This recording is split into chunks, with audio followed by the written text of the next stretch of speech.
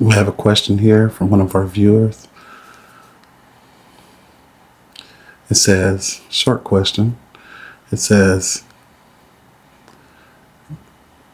is it okay to date someone who isn't spiritually knowledgeable?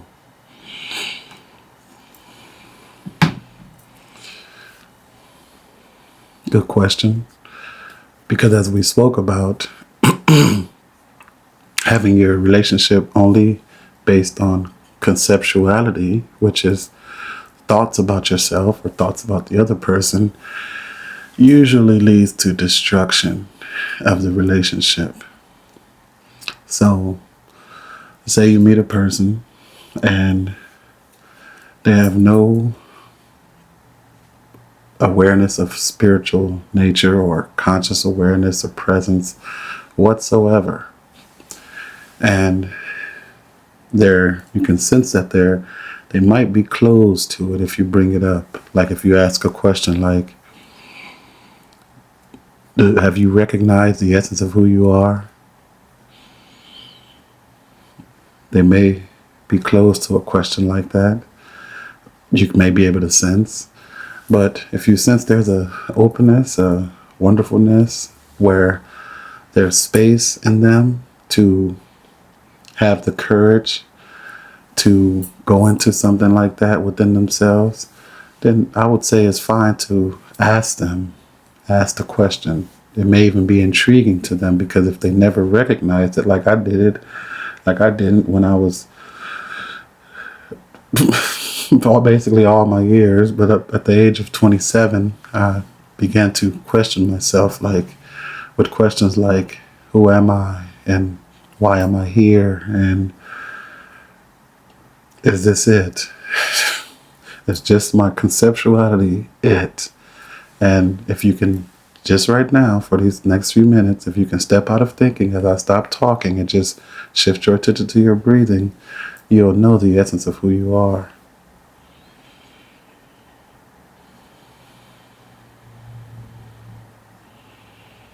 It's mostly spaciousness, a presence, a conscious presence with awareness. So you're a conscious presence that can be aware. Things that are so-called inanimate or dead, they have a conscious presence, but the awareness they don't have. So I have a pumpkin sitting there from the past. I look at pumpkin. It has a presence. It's there. It's being. But it doesn't have an awareness. The intelligence of the universe helps it do what it does and grow and nourish our bodies. But very good question, because yes, most relationships are based off of mental stuff. And if you have not gone a little bit deeper into yourself, and the person hasn't gone into their self much deeper than their mental state, then yes, ultimately you are looking at a failed relationship or even a failed friendship. So asking questions like that is very good. And to see, before you engage with this person on any level, whether it's just friendship or sexual, what you're getting yourself into. Because ultimately, a lot of relationships, they meet and they go out and have fun and no challenges happen and it's wonderful. And then soon as the first challenge happens, you can almost say it's over, because you didn't do this right, or you didn't do this right. I can't believe that you would do something like this. And then all those conceptual thoughts that you always deeply believe in come to the surface during that situation, and you believe them instead of going beyond them, seeing that, oh no, the mind, I remember from spiritual practices that the mind is focused on negativity almost always, stress, anxiety. Why, instead of acceptance. That's basically all spirituality, conscious awareness is acceptance, acknowledgement, and appreciation, sprinkled with a little bit of enthusiasm. So, good question to ask. I gotta keep saying it because I didn't ask a question like that when I met the first person I was with for 4 or 5 years. And my mind was focused on negativity a lot, and stress, and anxiety, and frustration, and non acceptance. There was no way that I can accept that I asked you to do this and you did not do it, or whatever it may be. There was no acceptance of that. But ultimately, say you don't want to ask the person, you want to just try it openly. That's fine too. But be aware that you and yourself must have a deep, deep sense of acceptance and appreciation, sprinkled with a little bit of enthusiasm, because it's going to be needed when the person doesn't, let's say, do what you expected. And you'll have to be deeply rooted in the presence. You'll have to know how to shift your energy or your awareness from thought to presence by using your breathing as a compass, let's say, because whenever you shift your attention from your thought process over to your breathing, it kind of roots you. And you're able to accept, and you're able to go beyond the negative thought. You're even able to reconstruct the thought.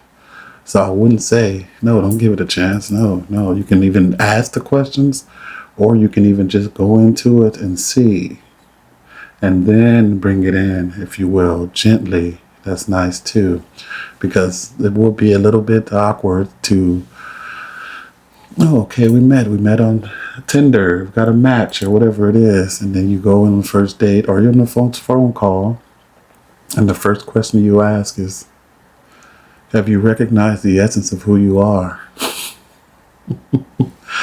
That may, the person may even be open, but it's kind of you just put it on them.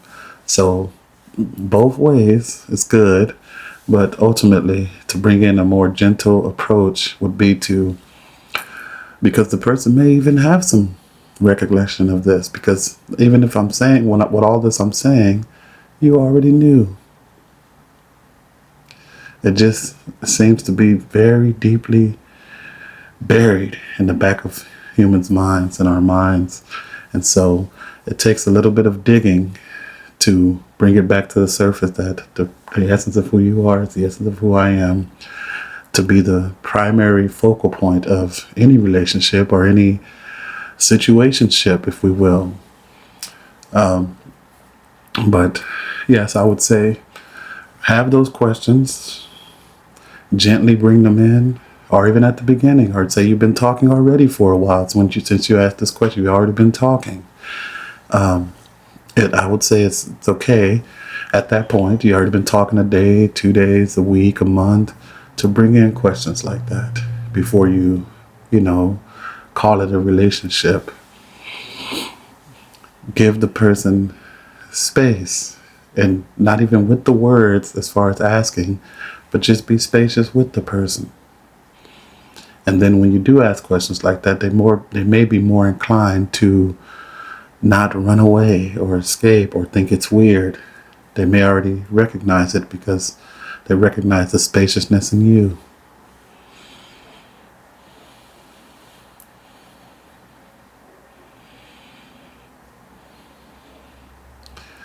Thank you for joining me.